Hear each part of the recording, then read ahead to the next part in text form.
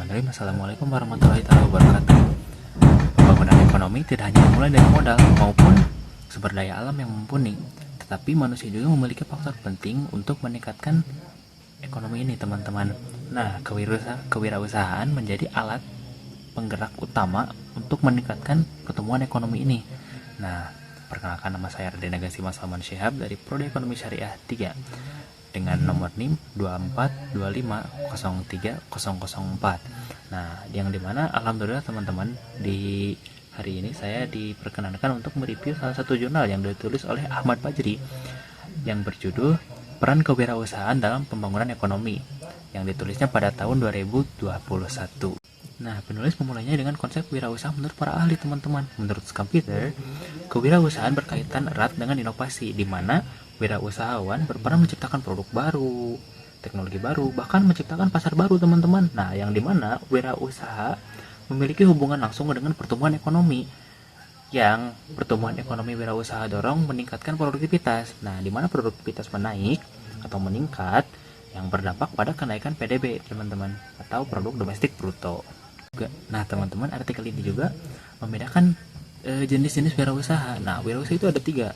Yang pertama itu wirausaha produktif, yang kedua non produktif, yang ketiga itu destruktif, yang dimana hanya wirausaha produktif saja yang mendorong pertumbuhan ekonomi berkelanjutan, teman-teman. Lalu penulis juga menegaskan bahwa peran UMKM di Indonesia ini sangat penting, yang dimana UMKM menyerap lebih dari 89% tenaga kerja. Lalu UMKM juga menyumbangkan lebih dari 60% PDB nasional.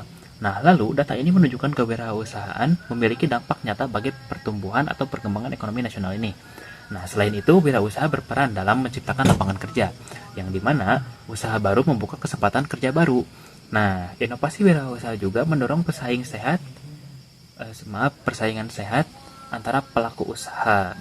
Lalu, teman-teman, ekosistem wirausaha menjadi faktor pendukung utama. Nah, ekosistem mencakup kebijakan pemerintah, akses modal, SDM, infrastruktur, dan inovasi. Tanpa ekosistem yang baik, kewirausahaan atau wirausaha ini sulit berkembang secara optimal, teman-teman. Nah, teman-teman, artikel ini menggunakan metode penelitian kualitatif deskriptif, yang dimana data yang diperoleh ini melalui studi literatur, yang dimana sumber datanya ini berasal dari buku, jurnal, dan laporan resmi. Nah, menurut saya pribadi, metode ini sesuai dengan tujuan artikel ini, yang karena dia ini bersifat konseptual dan analisis. Lalu, teman-teman, untuk kelebihan artikel ini terletak pada kekuatan teoritis dan data empirisnya, teman-teman. Nah, penulis mengkaitkan teori ekonomi dengan kondisi Indonesia, yang dimana data UMKM ini memperkuat argumen tentang peran kewirausahaan ini, teman-teman. Lalu, untuk kelemahan artikel ini, teman-teman, terdapat pada minimnya analisis kritis terhadap kebijakan pemerintah. Nah, artikel ini lebih banyak bersifat deskriptif, yang dimana diskusi tentang solusi konkret penguatan ekosistem ini masih terbatas. Nah, selain itu, artikel ini belum banyak membahas tentang kewirausahaan digital, yang dimana ini sangat penting sekali ya untuk di zaman kita sekarang ini yang serba digital. Nah, lalu, teman-teman, apakah artikel ini sesuai dengan mata kuliah ini atau mata kuliah filsafat ekonomi? Menurut saya, artikel ini relevan dengan filsafat ekonomi karena menekan peran manusia sebagai subjek ekonominya. Nah, kewirausahaan dipandang sebagai tindakan rasional dan kreatif. Hal ini sejalan dengan pandangan ekonomi yang menempatkan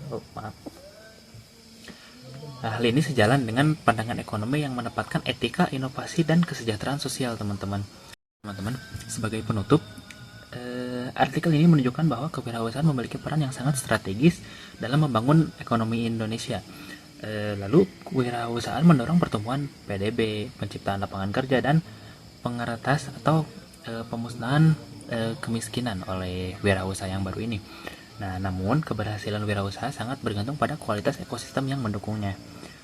Mungkin cukup sekian yang dapat saya sampaikan dari apa yang dibahas di artikel ini. Barangkali akan saya kaji ulang untuk diri saya sendiri tentunya, dan mungkin akan saya presentasikan juga di lain waktu jika mendapat kesempatan untuk berpresentasi. Saya Raden, mengucapkan pamit undur diri. Wassalamualaikum warahmatullahi wabarakatuh.